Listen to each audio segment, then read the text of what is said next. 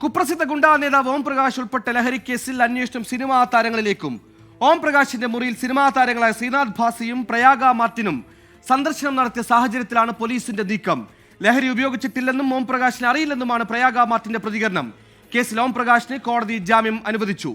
പ്രയാഗ മാർട്ടിനെയും ശ്രീനാഥ് ഭാസിയെയും ഹോട്ടലിലെത്തിച്ച എളമക്കര സ്വദേശിയെ കസ്റ്റഡിയിലെടുത്തു.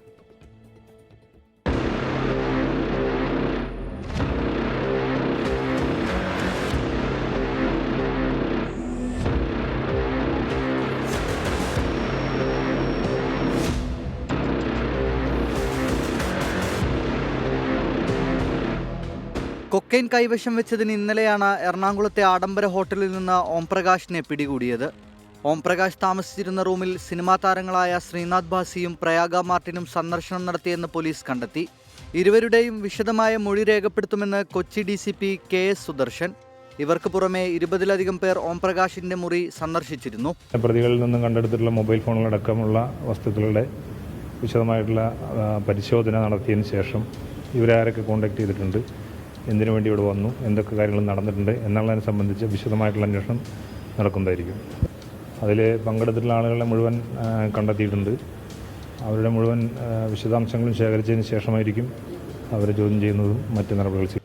കൊച്ചിയിൽ നടന്ന DJ പരിപാടിയിൽ ലഹരി കൈമാറ്റത്തിനെത്തിയതാണ് ഓം പ്രകാശ് എന്ന റിമാൻഡ് റിപ്പോർട്ടിൽ പറയുന്നു. എന്നാൽ ഗുണ്ടാ നേതാവ് ലഹരി ഉപയോഗിച്ചത് തെളിയിക്കാൻ പ്രോസിക്യൂഷൻ പരാജയപ്പെട്ടു.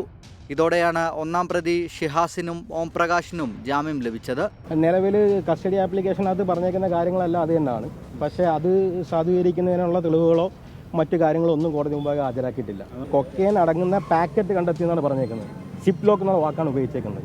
അതിനകത്തുനിന്ന് കൊക്കൈൻ കിട്ടുകയോ അതിൻ്റെ ക്വാണ്ടിറ്റി പോലും കസ്റ്റഡി ആപ്ലിക്കേഷനിൽ പറഞ്ഞിട്ടില്ല. ശ്രീനാഥ് ഭാസിയെയും പ്രയാഗ മാർട്ടിനെയും ഹോട്ടലിലെത്തിച്ച എളമക്കര സ്വദേശി ബിനു ജോസഫിനെ പോലീസ് കസ്റ്റഡിയിലെടുത്ത് ചോദ്യം ചെയ്തു. നേരത്തെ ലഹരി കേസുകളിൽ പിടിയിലായിട്ടുള്ള ആളാണ് ബിനു. കൊച്ചിയിൽ നടന്ന DJ പാർട്ടി കേന്ദ്രീകരിച്ച് വിശദമായ അന്വേഷണം നടത്താനാണ് പോലീസ് നീക്കം. കേസിൽ കൂടുതൽ അറസ്റ്റുണ്ടാകുമെന്നാണ് വിവരം. ലഹരി മാഫിയയും സിനിമാക്കാരുമായുള്ള ബന്ധം ഹേമ കമ്മിറ്റി റിപ്പോർട്ടിലടക്കം പരാമർശിക്കുകയും ചർച്ച ശക്തമാവുകയും ചെയ്യുന്നതിനിടയിലാണ് യുവതാരങ്ങൾ നൊട്ടോറിയസ് ക്രിമിനലായ ഓം പ്രകാശിൻ്റെ മുറി സന്ദർശിച്ചത്.